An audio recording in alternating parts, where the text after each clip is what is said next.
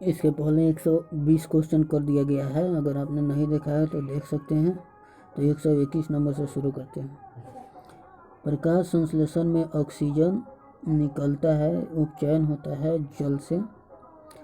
प्रकाश संश्लेषण का प्रथम स्थिर यौगिक है फॉस्फोग्लिसरिक अम्ल। राइजोम पादप का भूमिगत प्रारूप है।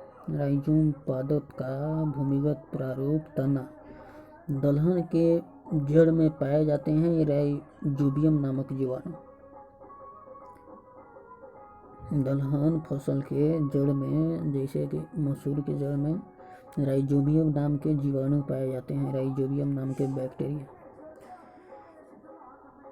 ये राइजोबियम नाम के जीवाणु उसमें ऑक्सीजन का स्थिरीकरण करते हैं, नाइट्रोजन का स्थिरीकरण। राइजोबियम नामक जीवाणु दलहन फसलों के जड़ में नाइट्रोजन का स्थिरीकरण करते हैं, जिससे फसलों की उपज अच्छी होती है और उनमें नाइट्रोजन का स्थिरीकरण होने से उनका विकास अच्छी तरह से हो पाता है। पौधे नाइट्रोजन ग्रहण करते हैं नाइट्रेट के रूप में।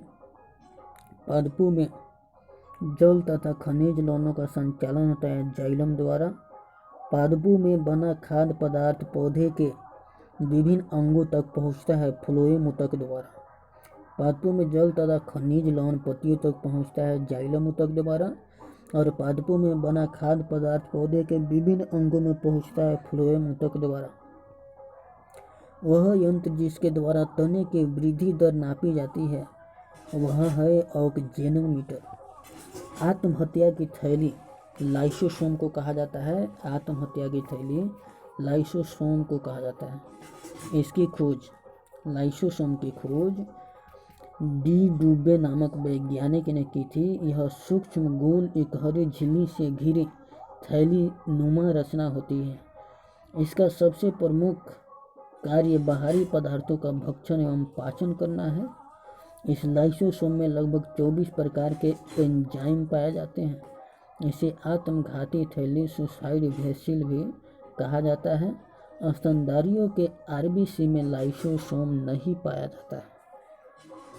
लाइसोसोम की खोज डी डुबे ने की थी 1949 में। प्रोटीन की फैक्ट्री कहलाता है राइबोसोम। प्रोटीन का संश्लेषण होता है राइबोसोम द्वारा, और ये राइबोसोम माइटोकॉन्ड्रिया में पाया जाता है, माइटोकॉन्ड्रिया। डीएनए की खोज की थी वाटसन एवं क्रिक ने। डीएनए संश्लेषण का प्रतिपादन किया था कॉर्नबर्ग ने। डीएनए और आरएनए है न्यूक्लिक अम्ल। डीएनए का फुल फॉर्म होता है डीऑक्सी न्यूक्लिक एसिड और आरएनए का राइबोस न्यूक्लिक एसिड। डीएनए के क्रियात्मक खंड को जीन कहते हैं। डीएनए के क्रियात्मक खंड को कहते हैं जीन। डीएनए का डबल हेलिक्स मॉडल बनाया था वाटसन एवं क्रिक ने। डीएनए की इकाइयाँ हैं न्यूक्लियोटाइड्स। सर्वप्रथम प्रयोगशाला में, सर्वप्रथम लैब में डीएनए जीन का संश्लेषण किया था हरगोविंद खुराना ने। पुरुष व स्त्री संगठन होता है XY तथा XX।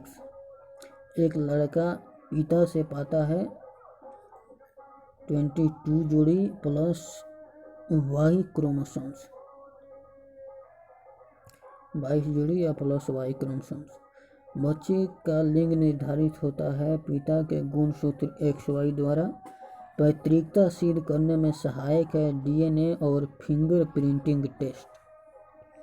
मधुमेह रोग होता है इंसुलिन की कमी से। इंसुलिन की खोज की थी वेटिंग एवं वेस्ट ने। इंसुलिन शरीर में बनती है अग्न्याशय में, अग्न्याशय द्वारा। ब्रोंकाइटिस एक रोग है श्वासनली का।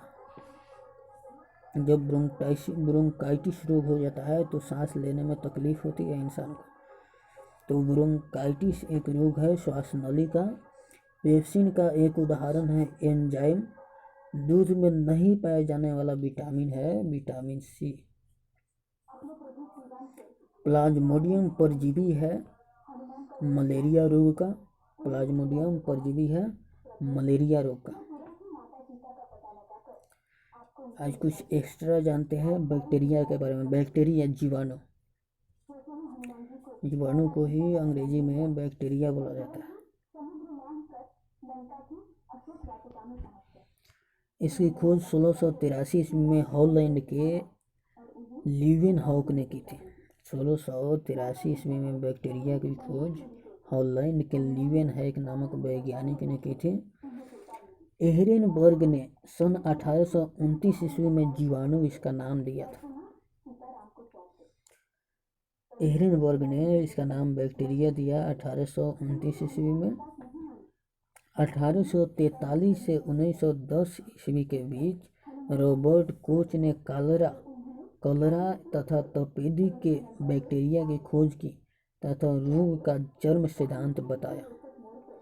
1812 से 1892 ईस्वी के बीच लुई पास्चर ने रेबीज का टीका, दूध के पाश्चुराइजेशन की खोज की।